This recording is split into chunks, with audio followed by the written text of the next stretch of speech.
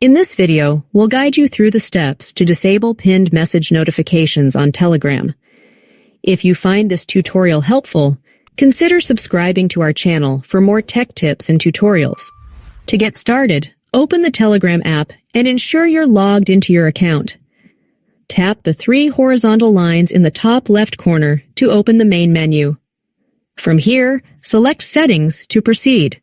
Once you're in the Settings menu, scroll down and tap on Notifications and Sounds to access notification preferences.